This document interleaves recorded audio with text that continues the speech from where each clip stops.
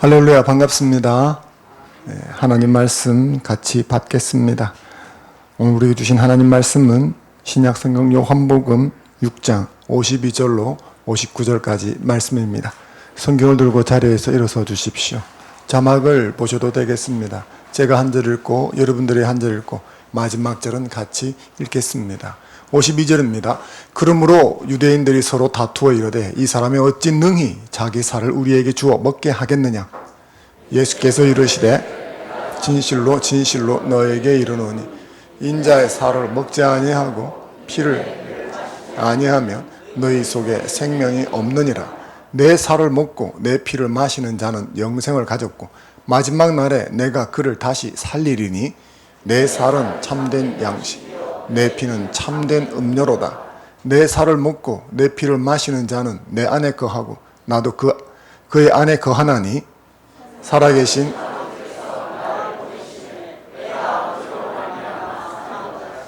나를 먹는 그 사람도 나로 말미암아 살리라. 이것은 하늘에서 내려온 떡이니 조상들이 먹고도 죽은 그것과 같지 아니하여 이 떡을 먹는 자는 영원히 살리라. 이 말씀은 예수께서 가버나움 회당에서 가르치실 때 하셨느니라. 아멘. 하나님을 예배하러 오신 것은 정말 잘하신 일입니다. 우리 옆 사람에게 한번 인사하겠습니다. 샬롬, 복 받으세요. 한번 인사해 주십시오. 앞뒤로도 인사하겠습니다. 샬롬, 잘 될 겁니다. 인사해 주십시오. 하나님을 예배하는 자리에 내가 왔지만 하나님이 불러서 온 줄로 믿습니다. 그리고 부르신 하나님께서 저와 여러분을 책임지실 줄로 믿습니다. 예배 가운데 하나님의 은혜와 평강이 우리에게 임하기를 주의 이름으로 축원합니다. 살아가다 보면 우리가 종종 많은 생각과 상상을 할 때가 있습니다. 그게 다 유익한 것은 아니죠. 세상에서 제일 쓸데없는 상상 중 하나를 꼽으라 그러면 과거를 돌아보면서 만약 이랬다면 하는 생각일 겁니다. 한 번씩은 그런 생각이 들 때가 있죠. 그때 만약 내가 공부를 열심히 했더라면, 그때 만약 내가 이 남자와 결혼하지 않았더라면, 이런 쓸데없는 생각을 할 때가 있습니다. 별로 유익이 안 되는 생각이라 자주 하는 것은 좋지 않습니다. 하지만 이런 생각이 들 때가 있죠. 몹시 아쉽기 때문입니다. 저희들은 지금 성찬식에 대해서 함께 배우고 있습니다. 그런데 이 성찬식에도 그때 만약 이랬더라면 과 관계되는 커다란 사건이 하나 있습니다. 오늘은 그 사건을 소개하면서 하나님의 말씀을 나누려고 합니다. 사진을 먼저 한 장 보겠습니다. 독일 중부 헤센주에 있는 말부르크라고 하는 도시의 영주성입니다. 혹시 여러분들이 독일 여행을 가시면 종교 탐방, 기독교 탐방으로 저 성을 한번 꼭 가보시면 좋겠습니다. 성 자체가 고풍스럽게 생겨서 보는 재미도 있고 또 기독교 역사도 담겨 있습니다. 다음 사진을 한 장 보겠습니다. 이 사진은 바로 그 성에서 1529년 개신교 그룹 사이에서 열렸던 종교 회담 장면을 스케치한 그림입니다. 저곳에서 역사적인 말부르크 종교 회담이 열렸습니다. 이 종교 회담은 기독교, 보통 우리가 말하는 개신교죠. 개신교에 여러 그룹이 있었는데 그 그룹들 간의 통합을 위해서, 그러니까 동맹 혹은 연합, 일치를 위해서 회담을 했던 곳입니다. 저렇게 모여가지고 회담을 했는데 여러 가지 의제를 다루었지만 결론을 말씀드린다면 결렬이 되었습니다. 만약 그때 종교회담이 결렬되지 않았다면 어떻게 되었을까? 그때 종교회담이 성사가 되었다면 아마도 당시 기독교는 단일 세력으로 결집해서 어떤 기구를 형성할 수 있었을 겁니다. 그랬다면 지금쯤 어떤 이슈나 어떤 사건들에 대해서 오늘날 기독교가 지금보다는 훨씬 더 일사불란하게 영향력을 행사할 수도 있지 않았을까 하는 생각을 해보는 것이죠. 물론 그때 종교회담이 성사가 되어서 통합기구가 생겼다 할지라도 지금까지 유지될 것인가 하는 것은 장담하기 어렵지만 그때 개신교가 통합될 수 있는 기회가 있었는데 그때 통합이 되었다면 좀 더 낫지 않았을까 이런 생각들을 해보게 되어집니다. 그래서 그때 결렬되지 않았더라면, 그때 성공리에 맞췄다면 그런 생각을 해보게 되는 거죠. 이 말부르크 회담에 대해서 조금 더 배경 설명을 드리겠습니다. 1529년 독일 중부 내륙에 있는 헤센주에서 이 종교회담이 열리게 되었습니다. 그것은 1519년 루터에 의해서 종교개혁이 시작된 지 10여 년 만에 열린 종교회담이었습니다. 그런데 종교개혁이 10여 년 정도 되어지자 루터를 중심으로 했던 종교개혁 세력은 최고의 위기를 직면하게 되어졌습니다. 마르틴 루터가 종교개혁의 깃발을 들어 올렸을 때 그 기치가 유럽 전역에 들불처럼 퍼져나갔습니다. 로마 가톨릭이 부패했기 때문에 지리멸멸하면서 수많은 사람들이 여기에 동참을 하게 된 것이죠.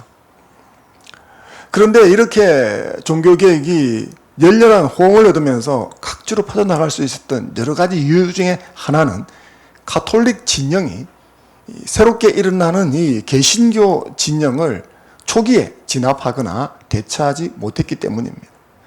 세속을 상징하는 황제 그룹, 대표적인 나라가 신성 로마 제국입니다.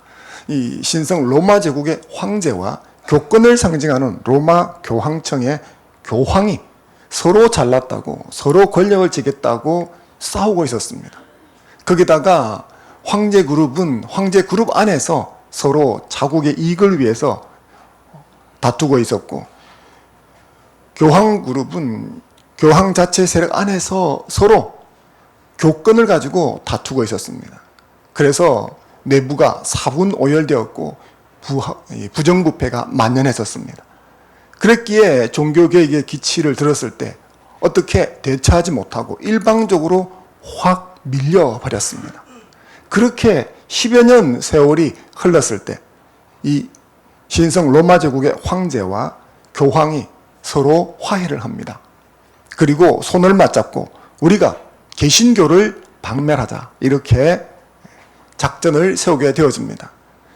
가톨릭 진영이 지금까지의 분열상을 벗어나서 대오를 정비하고 개신교를 공격하려고 하던 그 시점이 1529년 정도입니다. 이로 인해 종교개혁의 제일 일선에 섰던 루터와 루터를 추종하는 사람들이 타켓이 되었습니다. 그래서 루터와 루터를 지지하는 이 종교개혁 그룹을 다른 개신교 그룹들이 지지를 해주고 함께 싸워나갈 필요성이 있었습니다. 그 필요성을 절감하고 개신교 그룹 간에 교리적인 통합을 이루어서 굳건한 연맹체를 만들고 그 연맹체로서 가톨릭 진영과 대항해서 싸우자 하는 의견을 냈는데, 그게 바로 여러분이 보셨던 헤센주에 있는 말부르크 성을 기점으로 일하던 필립공이라는 영주였었습니다. 이 필립공은 루터를 추종하던 사람이었습니다. 그래서 위기의식을 느끼고 개신교 그룹을 결집시키기 위해서 이곳에서 회담을 연 것이죠. 당시 루터와 루터를 따르던 사람들이 제일 큰 세력이었는데, 그에 못지않게 커다란 세력이 스위스에서 루터의 영향을 받아서 종교개혁의 기치를 올렸던 스윙글리라고 하는 사람입니다. 제가 한번 말씀을 드린 적이 있었죠. 스윙글리라는 분이 종교개혁을 일으켰습니다. 스위스 추리를 중심으로 해서 상당히 강력한 세력을 형성하게 되었습니다. 그래서 일단 이 두 그룹이 말부르크에 모여서 서로 교리를 확인하고 하나의 연맹체를 만들자, 그렇게 해서 모여서 회담을 하게 되었습니다. 15개의 논제를 가지고 서로 이야기를 했었는데 14개는 정확하게 일치를 했습니다. 그래서 서로가 손을 잡고 하나의 대우를 갖추는 것도 문제가 없다 해서 마지막 15번째 항으로 넘어갔는데 이 15번째 항에서 서로의 의견 일치를 보지 못했습니다. 서로가 자신들의 주장을 목숨을 걸고 사수하는 바람에 이 마지막 한 문항의 일치를 못 봐서 회담이 결렬되고 말았습니다. 이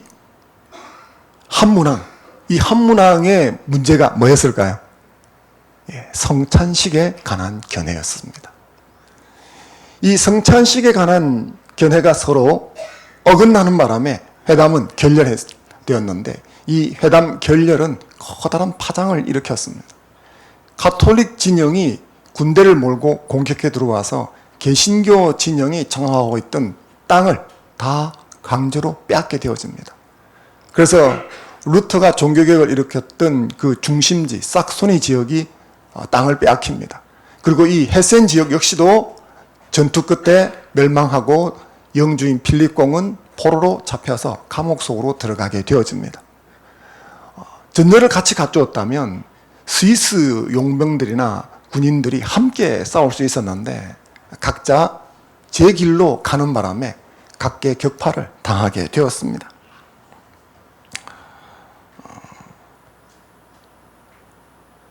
결국 그렇게 해서 루터와 루트를 추종하던 사람들은 루트란이라고 하는 교파를 형성하게 되어집니다. 이게 독일 국교인 루터교가 되어지는 것입니다.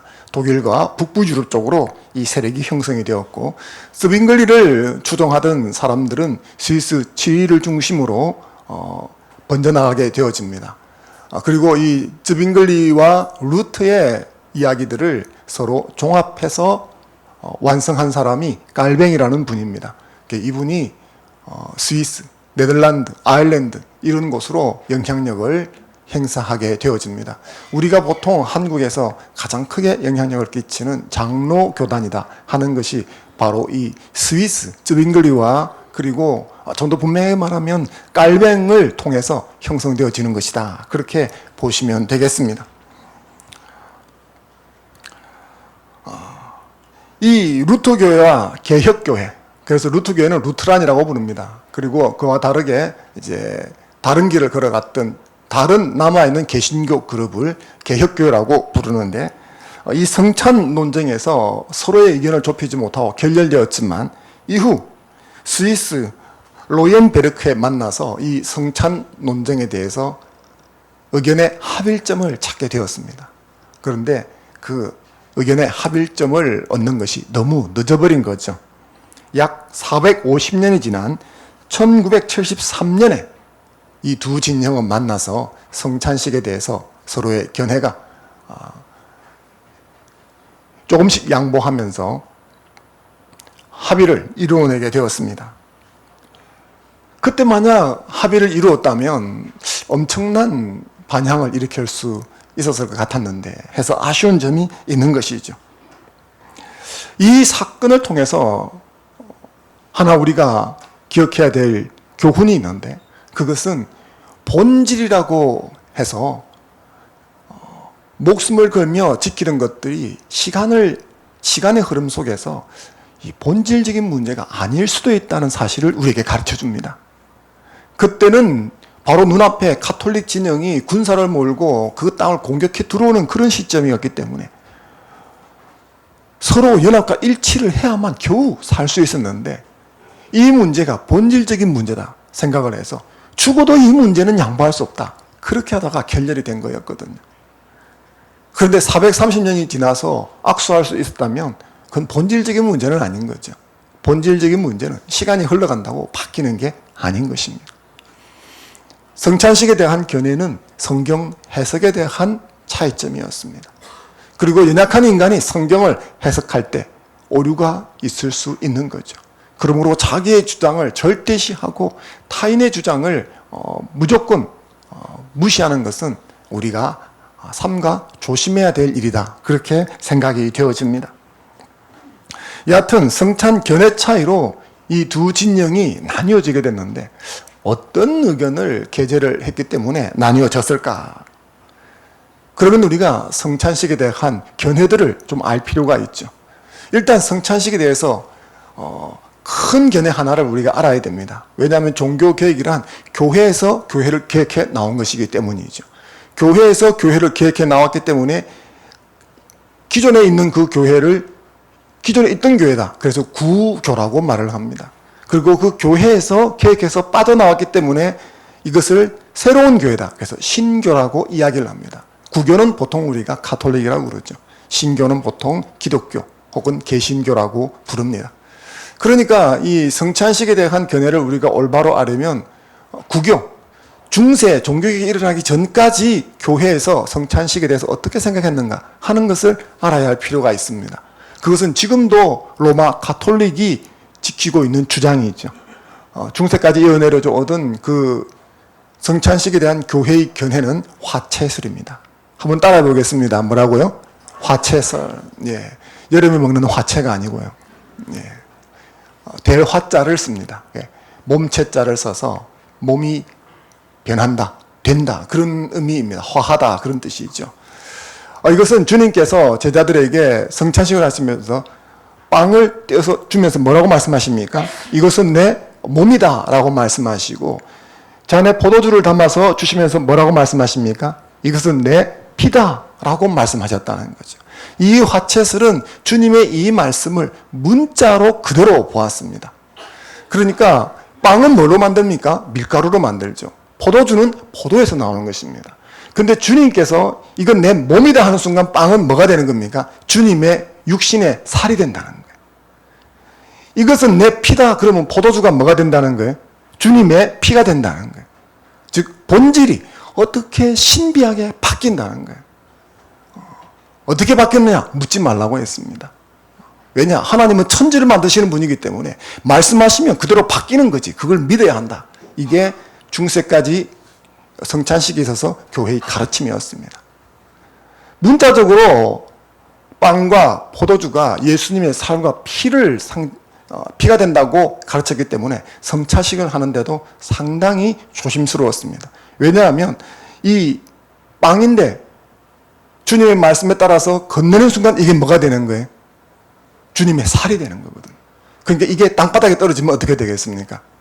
상당히 곤란한 장면이 나오는 것입니다. 만약에 땅에 떨어졌는데 쥐 같은 것이 있어가지고 와서 그걸 먹었다. 이러면 어떻게 되겠습니까?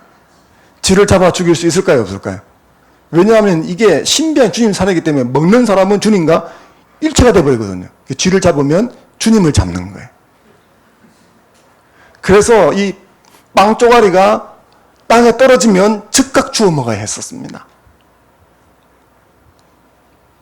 그런데 포도주를 흘리면 어떻게 되겠습니까? 카페트에 흘렸거나 혹은 땅바닥에 흘렸다. 그러면 어떻게 되겠습니까?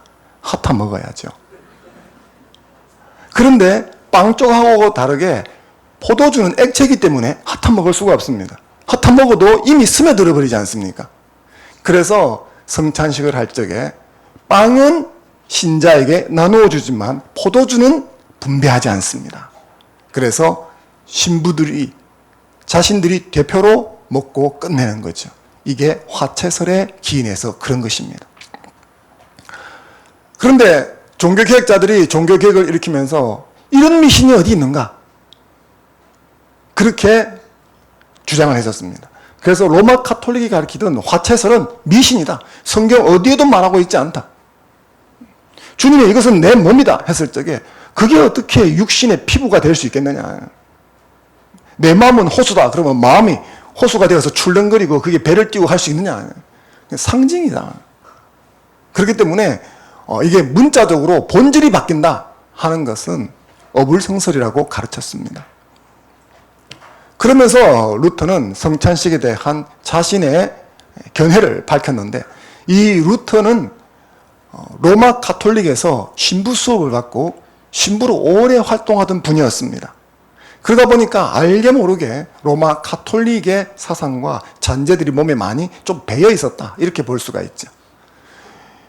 떡과 포도주가 완벽하게 물질이 바뀌는 것은 아닌데 본질이 바뀌는 것은 아니다.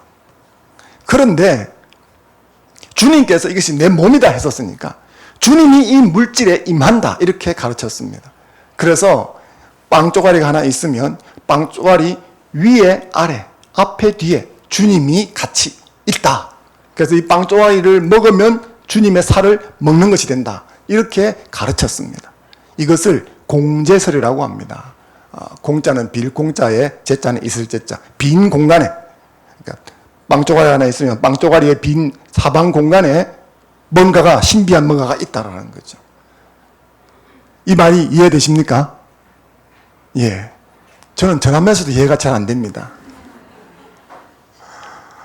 이 말은 화채설의 아류입니다.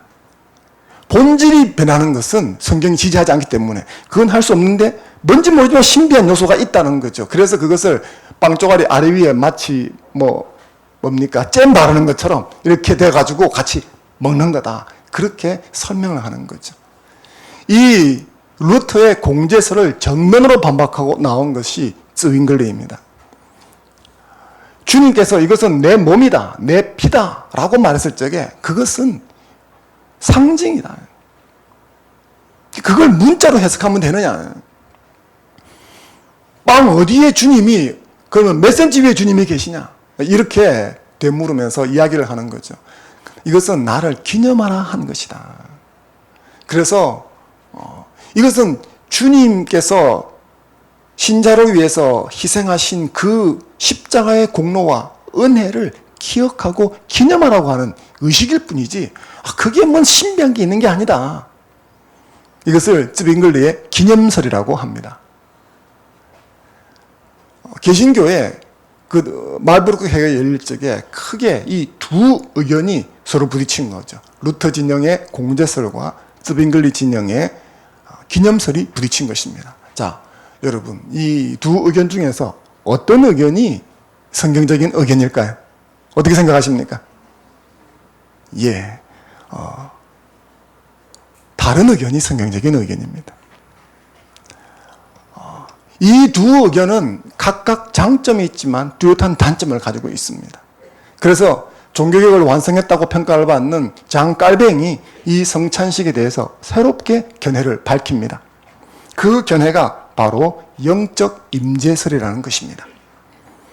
그것은 성만찬의 현장에 말씀과 성령의 사역을 통해서 예수 그리스도께서 영적으로 임재하신다라는 해석입니다. 저는 이 깔뱅의 영적 임재설이 성경적이라고 믿습니다. 그리고 저와 여러분들이 모두 함께 이것을 수납해야 될 줄로 믿습니다. 이 견해는 루터의 화채설을 반박합니다. 루터의 공제설을 반박합니다. 루터의 공제설은 화채설하고 조금 다른 것처럼 설명을 하지만 결국 그 본류에서는 같은 것이죠. 그래서 영적 임재설은 본질이 바뀌는 게 아니다. 이걸 이야기합니다. 빵은 빵이고 포도주는 포도주지 그게 무슨 신비하게 바뀌어서 땅에 떨어지는 순간 다른 것들이 먹거나 하면 신성 모독이 된다고 벌벌 떨 그럴 이유가 없다. 포도주가 땅에 떨어지면 수건으로 닦으면 되고 빵조가리가 땅에 부서지면 그거 주워가지고 버려도 된다. 그런 의미인 거죠. 이것을 하이델베르그 요리문답에서 잘 설명해주고 있습니다. 주보에 실지 않았지만 78문항이 이 부분을 설명해주고 있는데 제가 78문항을 질문을 하면 여러분들이 스크린에 있는 답을 같이 한번 읽어주시면 좋겠습니다. 제가 질문 드리겠습니다. 그렇다면 떡과 포도주는 그리스도의 실질적인 몸과 피로 변합니까?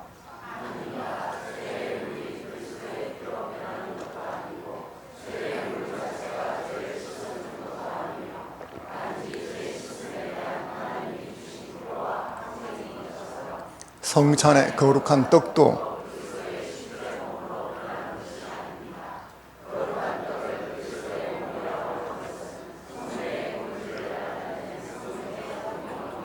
아멘. 우리 믿음의 선배들은 이렇게 명쾌하게 정의를 해놓았습니다. 주님의 몸이다 라고 말했던 것은 성례적 용어, 다시 말하자면 상징, 은유적인 용어다. 그런 것이죠. 하지만 쯔빙글리가 말하는 것처럼 단순한 기념의식에 끝나는 것은 또한 아닙니다. 쯔빙글리가 기념설을 내세웠던 것은 이 루터의 공제설이 로마 가톨릭의 화채설과 별반 다를 게 없어서 그것을 지키다 보면 미신적이 될 수밖에 없다 하는 위기의식을 가지고 강하게 반발하다 보니까 나온 이론이라 생각이 되어집니다. 이 즈빙글리의 기념설에 의하면 이 기념식에 참여하는 사람들은 단지 그 사건을 기억하거나 그로 인해서 어떤 각오를 다지는 것 외에는 실질적인 어떤 유익을 얻지 못합니다. 광복절 기념식이나 3.1절 기념식에 참여하면 우리가 그 사건을 다시 되새기고 잊지 않는 그런 정도가 있지만 그것 때문에 내가 실질적으로 어떤 유익을 얻는 것은 없지 않습니까?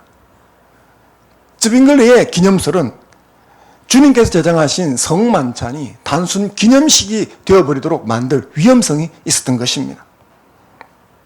주님께서 단 2개밖에 아닌 그 성례 중에 성만찬을 제정하셨는데 그게 단순히 기억하고 끝나는 그런 정도의 것을 제정하시지는 않았다라는 거죠.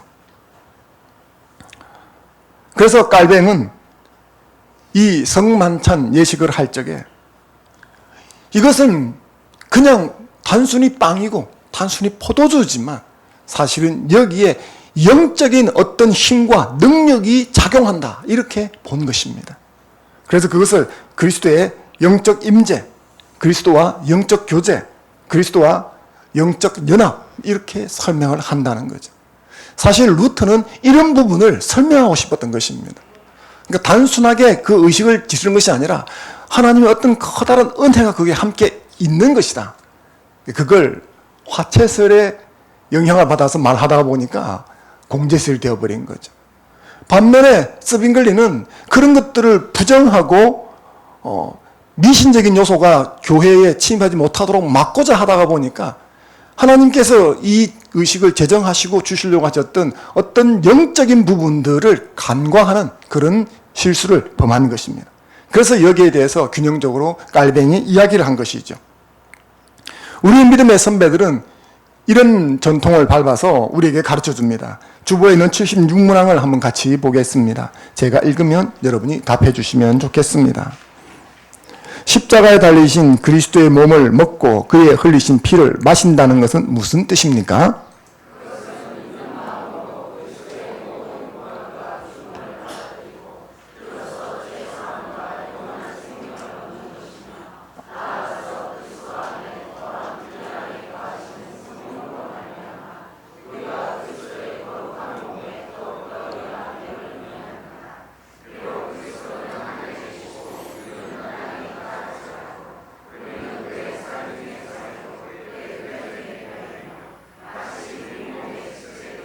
한 영혼을 우리도 한 성령에 의해 아멘. 이 가르침을 조금 더 설명해 주는 것이 79문항입니다. 제가 79문항을 질문을 하면 여러분들이 스크린에 있는 답을 읽어주시면 좋겠습니다. 제가 묻겠습니다. 그렇다면 왜 그리스도는 그 떡을 자신의 몸이라고 말씀하셨습니까?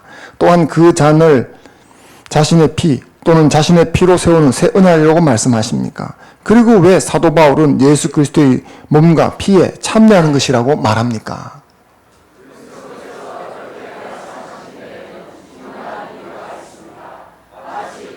포도주가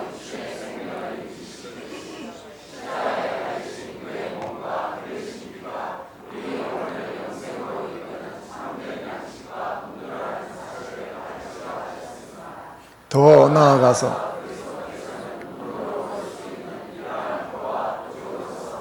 우리에게 다음을 확신시키려 하셨습니다.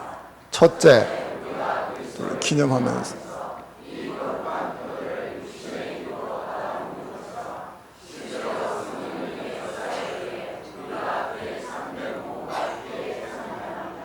둘째, 그리스도의 모든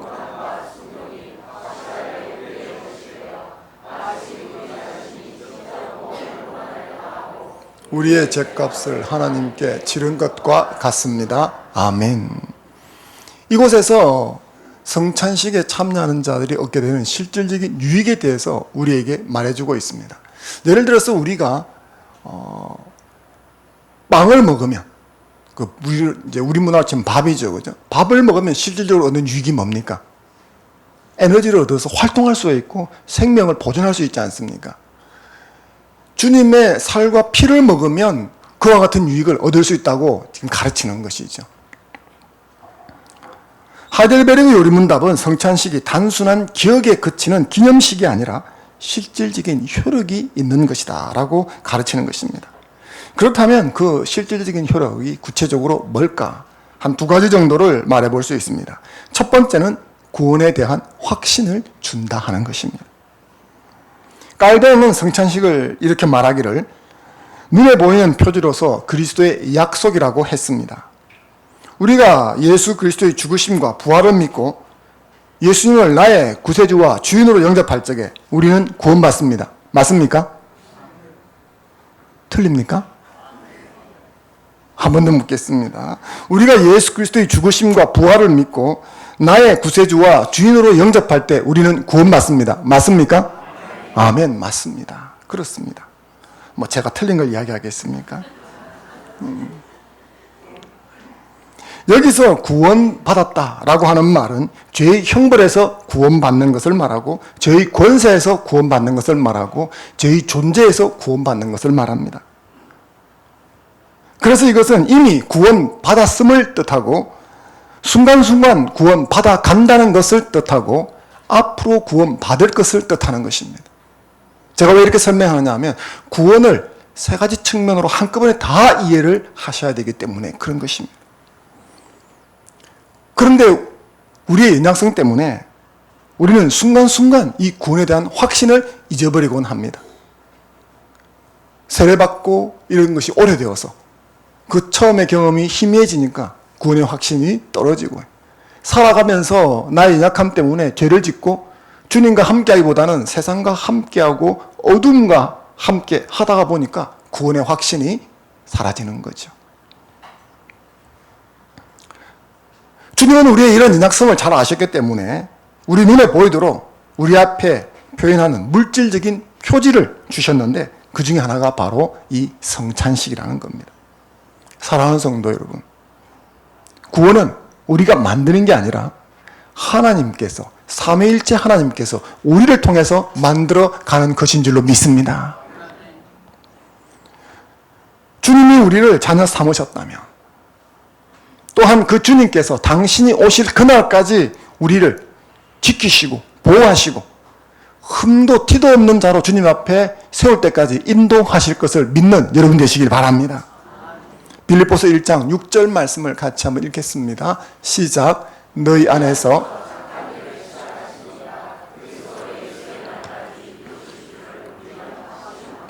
아멘. 이것이 우리가 성찬 예식을 통해서 얻게 되는 실질적인 유익이다라는 겁니다. 주님께서 나를 위해서 피를 흘리시고 살을 찢으신 것은 팩트죠. 그렇기 때문에 그런 주님이 나를 구원하실 것은 결코 흔들리지 않을 거다. 로마서 8장 32절에 그렇게 말하죠. 자기 아들을 아끼지 않고 우리에게 내어주시니까 어찌 그 아들과 함께 모든 것을 은혜의 선물로 주지 않겠느냐. 이걸 쉬운 말로 하면 초기 투자가 너무 많이 되기 때문에 포기할 수가 없다. 그동안 해놓은 게 아까워서라도 결코 포기할 수 없다. 이게 주님의 마음이라는 거죠. 이 성찬 예식은 내가 너를 위해서 어마어마하게 투자를 해놨기 때문에 나는 절대 너를 포기하지 않는다 하는 것을 보여주는 시각 자료라는 겁니다. 그러므로 여러분들이 연약하며 내가 이 믿음의 길을 갈 수 있겠는지, 나는 천국 갈 수 있겠는지 이런 생각이 든다면 여러분 자신을 보지 마시고 여러분의 허물을 보지 마시고 여러분을 부르신 주님을 바라보는 여러분 되시길 바랍니다. 우리가 살고 있는 곳은 죄악이 관영한 곳입니다. 우리는 연약하며 죄성이 있습니다. 그래서 결심한 대로 살지 못하고 무너질 때가 훨씬 많기도 합니다. 하지만 그런 나를 불러 자녀 삼으신 분이 하나님이십니다. 그래서 착한 일을 시작하셨으니까 끝날까지 내 손을 붙들고 가실 것을 믿는 여러분 되시기 바랍니다. 이 성찬 예식은 그런 유익을 우리에게 준다는 것입니다.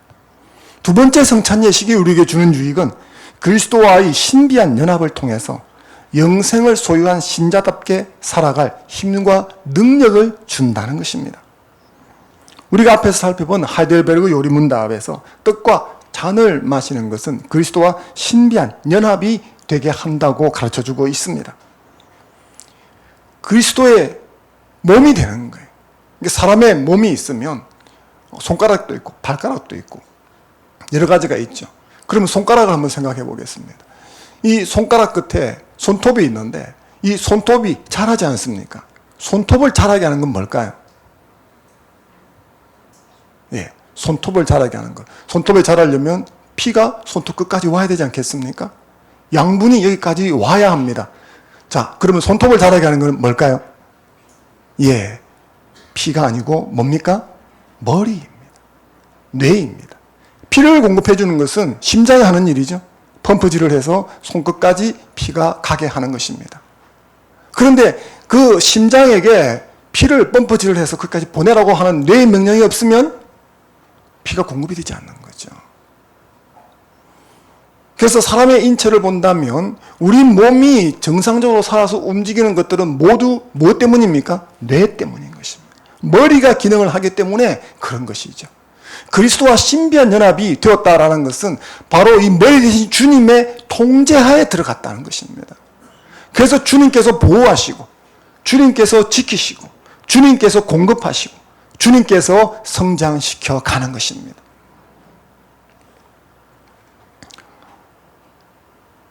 이로 인해서 우리는 유익을 얻게 되는 것이죠. 떡과 포도주는 시중에서 평범하게 구할 수 있는 것들입니다.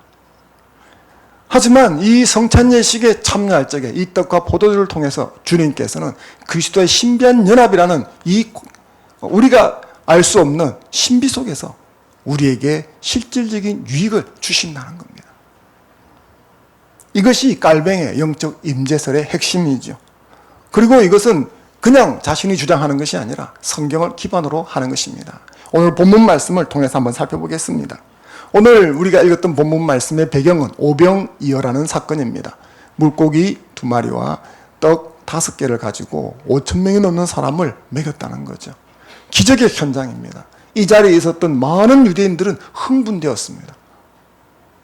그들이 흥분했던 것은 그런 기적을 경험했기도 했었지만 이것이 예언과 관계가 있었기 때문입니다. 그 옛날 이스라엘의 가장 최고의 지도자로 존경받았던 모세가 이런 예언을 했습니다. 마지막 날에 하나님께서 나와 같은 선지자를 한 사람 세울 거다. 그런데 그는 나처럼 너희들에게 하늘에서 만나가 내려서 먹이는 자가 될 거다. 그런데 한 끼 식사도 안 되는 이 조그마한 음식으로 수천 명을 먹이는 이 기적 현장을 보면서 혹시 이분이 모세가 예언했던 그 선지자, 다른 말로 하면 우리가 그렇게 기다렸던 하나님이 보내시는 메시아인가 생각을 한 것이죠. 만약에 메시아라면 고생 끝 행복 시작이니까. 그래서 예수님께 몰려와서 막 졸랐습니다. 당신이 오실 메시아가 맞습니까? 모세가 예언한 그 선지자가 맞습니까? 우리에게 맞는지 틀리는지 당신을 알아볼 수 있도록 표적을 주십시오. 그렇게 해서 요구를 했을 때 예수님이 하신 말씀이 오늘 우리가 읽었던 본문의 말씀입니다. 그때 예수님께서는 당신이 생명의 떡이라고 하시면서 자신의 살을 먹고 마시는 자는 영생을 얻을 것이다 라고 말씀해 주셨습니다. 51절 말씀을 같이 다시 한번 읽어보겠습니다. 시작. 나는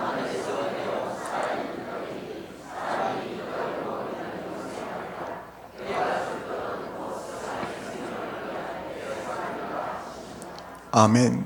우리 아멘 하지만 잘 이해가 되십니까? 주님 이 말씀을 들었던 유대인들은 이해가 안 됐습니다. 어떻게 사람이 사람의 살과 피를 먹고 마실 수 있느냐? 제정신이라면 그런 거죠. 식인종도 아닌데. 그리고 서로 그 살과 피를 먹었다고 치자. 근데 그건 먹었다고 영생한다는 게 말이냐? 그런 말인 것입니다. 이해가 안 되는 거죠. 유대인들은 예수님의 말씀을 문자로 받아들였습니다. 그래도 예수님은 계속해서 내 살을 먹고 마시는 자가 영생을 얻을 수 있다고 말씀하십니다. 53절 말씀을 같이 읽어보겠습니다. 시작. 예수께서 이르시되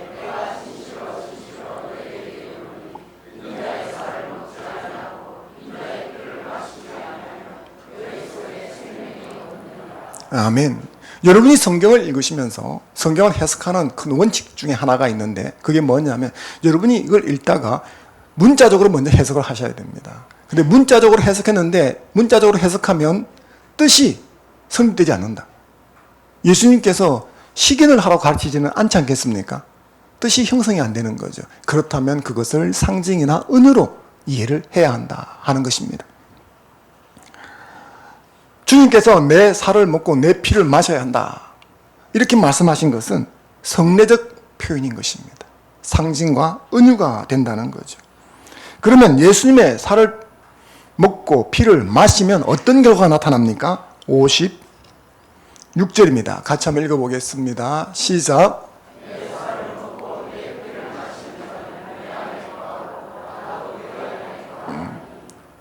무슨 말입니까? 내 안에 너가 있고 너 안에 내가 있고 이 연합 혹은 일치를 말하는 거죠. 그러니까 살과 피를 먹고 마시면 무슨 일이 일어납니까? 그리스도와 연합이 일어난다는 것입니다. 그리고 그리스도와 연합되어지면 무슨 일이 발생을 할까요? 57절 말씀을 같이 한번 읽어보겠습니다. 시작. 살아계신 사는 것 같이 나를 먹는 그 사람도 나로 말미암아 살리라. 아멘. 우리가 밥을 먹으면 그 밥이 주는 에너지로 살아가지 않습니까? 주님의 살과 피를 먹으면 그 주님이 주시는 힘으로 살아가는 것입니다. 그거는 연합과 일치가 일어났었을 때 그 머리의 공급으로 살아간다는 의미가 되는 것입니다. 그리스도와 연합한 자는 주님으로부터 공급되는 힘과 능력으로 인해서 능히 살아가게 되는 줄로 믿습니다. 요한복음 15장 5절 말씀을 같이 한번 읽어보겠습니다. 시작. 나는 포도나무요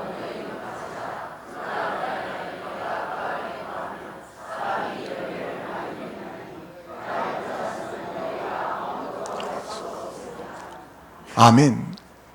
자, 그러면 먹고 마신다는 것은 성례적 표현이고 상징인데 그 먹고 마신다는 것이 무엇을 뜻하겠습니까? 실제로 식인한다는 것은 아니죠. 우리가 어떻게 그리스도와 연합이 되어집니까? 예수 그리스도를 믿음으로. 주님의 약속의 말씀을 믿을 적에 우리가 그리스도와 연합이 되어지는 것입니다. 그리고 그 약속의 말씀을 믿고 주님을 믿을 때 주님의 힘과 은혜와 능력이 내게 역사하는 것입니다. 살과 피를 먹는다는 것은 그런 의미가 되는 것이죠. 그리고 이 해석은 예수님께서 성찬식을 통해서 보여주려고 했던 것과 정확히 일치하는 것입니다. 성찬 예식은 그리스도의 몸에 참여하고 그리스도의 피에 참여하는 의식입니다. 이 성찬 예식에 정규적으로 참여하는 신자는 예수의 몸이 되어가고 예수의 생명을 소유한 자가 되어가는 것입니다. 떡과 포도주를 마신 자는 주님과 연합이 되어지고 그 연합의 결과 흘러오는 주님의 생명으로 살아갈 수 있게 되는 것입니다.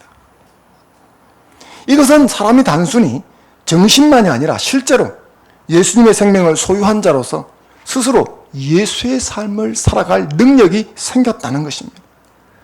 삶 자체가 그리스도화 되어져 간다는 거죠. 쯔빙글리의 기념설은 이와 같은 영적인 어떤 흐름과 은혜를 너무 도식화시키면서 가볍게 여긴 오류를 범한 것입니다. 그래서 깔뱅이 잘 균형을 맞춘 것이죠. 사랑하는 성도 여러분, 저는 여러분들에게 이 말씀을 전하면서 주님께서 정하신 이 성만칙 예식에 참여할 적에 주님께서 주시는 이 영적 유익을 모두 받아 누리는 저와 여러분이 되었으면 좋겠습니다. 성찬 예식은 단순한 기념의식이 아닙니다. 미신적인 행위도 아닙니다. 이 성찬 예식은 이 땅 가운데 신자답게 살아갈 능력과 은총을 공급해주는 축복의 통로인 줄로 믿습니다. 그리고 이 영적 유익을 받아 누릴 때만 이 세상에서 소금과 빛으로 살아가는 그리스도인으로 설 수 있습니다. 우리 화평교회 모든 성도님들은 이 성찬의 유익을 받아 누리기를 주의 이름으로 축원합니다. 여러분, 번개는 뭔지 아십니까?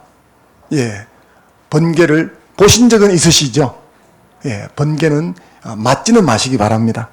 근데 번개를 보신 적은 많으실 거예요. 번개는 대기 중에서 일어나는 방전 현상이라고 합니다. 구름과 구름 사이에서 발생하는 불꽃 현상, 이렇게 이해하시면 되겠습니다.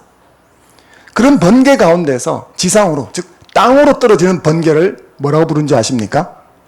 예, 벼락이라고 부릅니다. 혹은 낙뢰라고 그러죠. 그 벼락이 예기치 못하게 떨어지면 그걸 뭐라고 부릅니까? 날벼락이라고 부릅니다. 구름과 땅 사이에서 일어나는 불꽃 현상이 벼락입니다. 한전 캡코 보고서에 의하면 우리나라에서는 평균적으로 매년 14만 건 정도의 벼락이 형성된다고 합니다. 이 벼락은 빛의 속도의 약 10분의 1 정도의 빠르기, 어마어마한 빠르기죠. 벼락이 지나가고 난 다음 주변 온도는 약 27,000도씨라고 합니다. 27,000도씨, 이게 어느 정도는 우리 잘 모르죠. 태양 표면 온도의 4배라고 합니다. 그러니까 이 번개를 사람이 맞으면 어디 되겠습니까? 이 벼락이 품고 있는 전압은 1억에서 10억 볼트 사이라고 합니다. 그리고 전류는 수만 암페어가 되어집니다. 이게 벼락이 다 어마어마하다는 것을 설명하는데 말하는 저나 듣는 여러분이나 이게 얼마나 어마어마한지 잘 모르지 않겠습니까? 벼락이 한 번 내리칠 때 전기 에너지는 100W짜리 전구 10만 개를 1시간 동안 켤 수 있는 전기량을 가지고 있습니다. 그래서 시간당 1만 킬로와트, 벼락 한 개가 대충 가지고 있는 에너지입니다.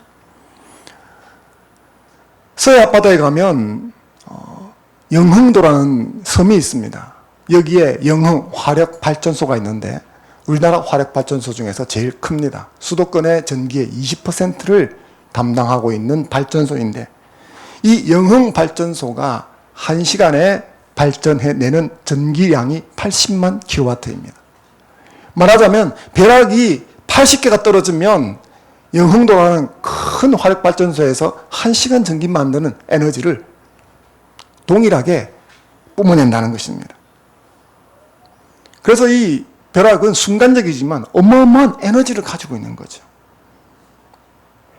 그런데 이 벼락을 끌어당기는 도구가, 기구가 있습니다. 뭡니까? 피레침이라는 겁니다. 끝이 뾰족한 금속 막대기입니다.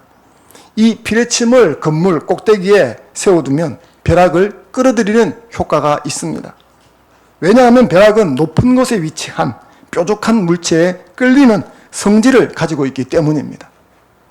말하자면 벼락 치는 곳에 여러 명이 있지 않습니까? 근데 나 저 벼락 맞아보고 싶어 하면 어떻게 하면 된다는 겁니까? 저처럼 이런 거 하나 들고 서 있으면 벼락이 다른 데 안 가고 딱 저만 골라서 여기에 떨어져 준다는 겁니다. 절대 따라하지 마시기 바랍니다. 근데 만약 여기서 이 벼락을 하나님의 은혜와 능력을 상징하는 것이라고 말해본다면 피레침은 뭐가 될까요? 그것은 우리의 믿음이 되는 것입니다.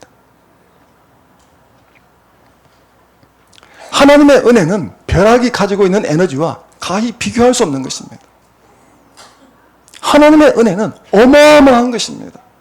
하나님의 은혜가 어떤 사람에게 임하면 그 포악했던 사울이 변해서 바울이 되어지는 것입니다. 예수님을 부인했던 베드로가 예수님을 위해서 제 발로 십자가에 걸어가서 거꾸로 매달리게도 되어지는 것입니다. 겁이 많았던 사람이 죽음을 두려워하지 않게 되어지는 것입니다. 하나님의 은혜가 임하면 그런 것이죠. 그래서 하나님의 은혜가 어떤 사람에게 임하면 그 사람이 무장해제가 되어집니다.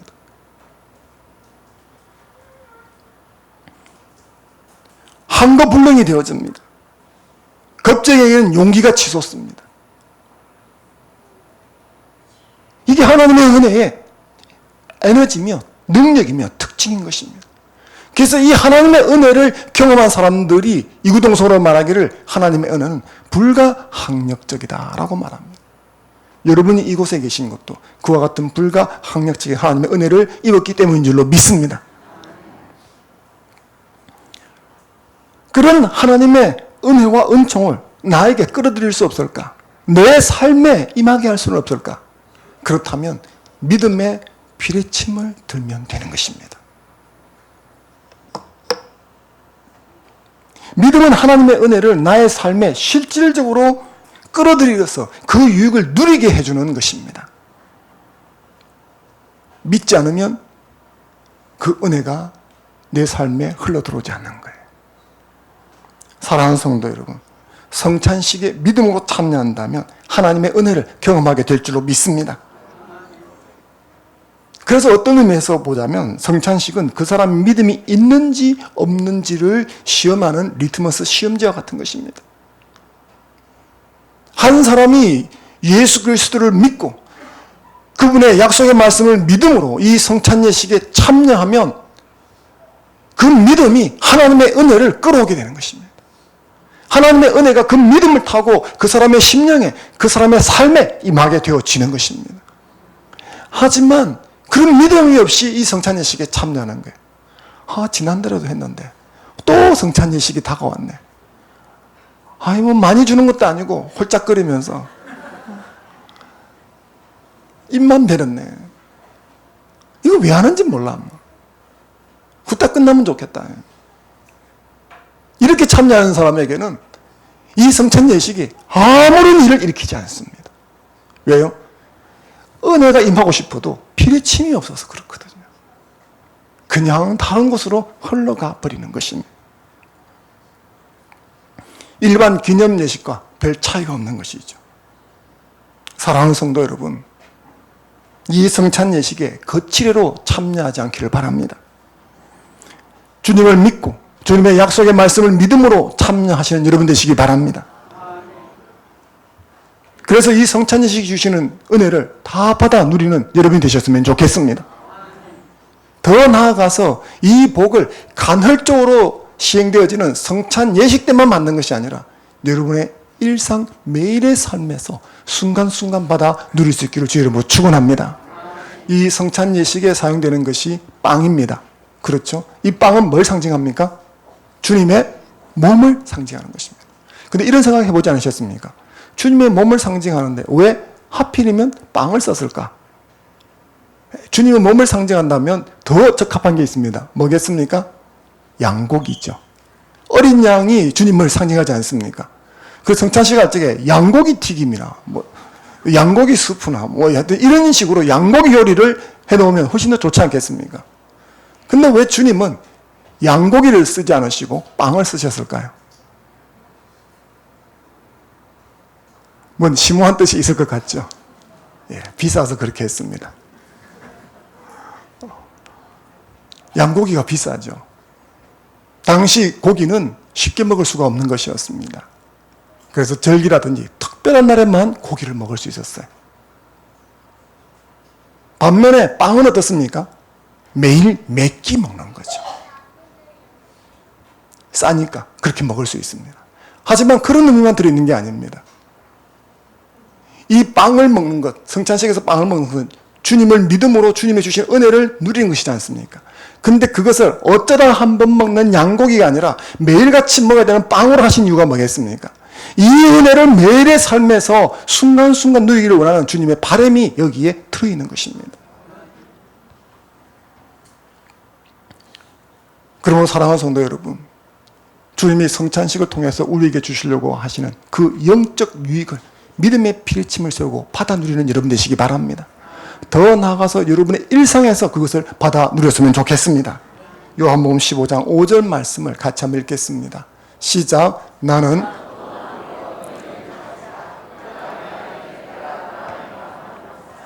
열매를 많이 맺나니 나를 떠나서는 너희가 아무것도 할 수 없습니다. 아멘. 그 영적 유익이 주어지면 풍성한 열매를 맺는 삶이 되어지는 줄 믿습니다. 이 한 주간 주님 안에서 주님과 교제하면서 주님이 주시는 능력으로 풍성한 열매를 거두고 누리는 삶을 사는 여러분 되기를 주의 이름으로 축원합니다. 잠시 주신 말씀 붙들고 함께 기도드리겠습니다.